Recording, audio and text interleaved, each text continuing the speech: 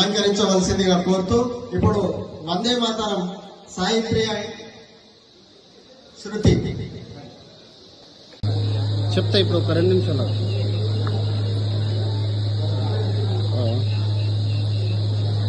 ఇప్పుడు ఏడున్నారు?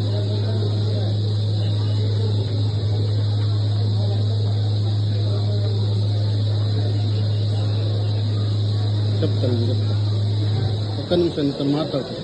ఈరోజు అన్ని ఏర్పాట్లతో అన్ని అందులతో ఈరోజు ప్రపంచంలో అన్ని విషయాలతో మనం పోటీ పడే విధంగా ఇక్కడ ఇన్ఫ్రాస్ట్రక్చర్ ఉండదు.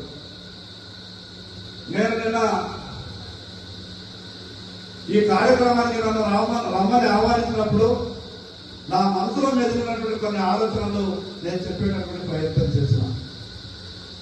తెలంగాణ రాష్ట్రంలో 6 ఉన్నటువంటి 10 జిల్లాల్లో దాదాపు 9 జిల్లాలలో అన్ని జిల్లాలలో యూనివర్సిటీస్ ఉన్నాయి, లేదా యూనివర్సిటీకి సమానమైనటువంటి ఇన్స్టిట్యూషన్స్ ఉన్నాయి.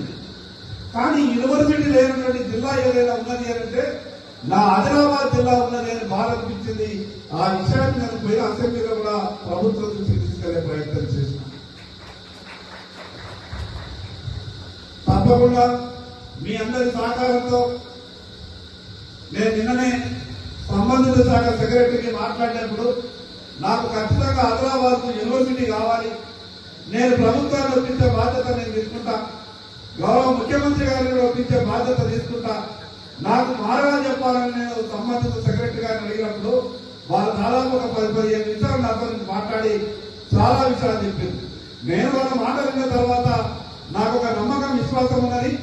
రాబో సంవత్సరం 2 సంవత్సరాల లోపల ఆదిలాబాద్ యూనివర్సిటీ తీసుకొచ్చే బాధ్యత నేను తీసుకునే ప్రయత్నం చేస్తానని ఈ సందర్భంగా తెలియజేస్తాను.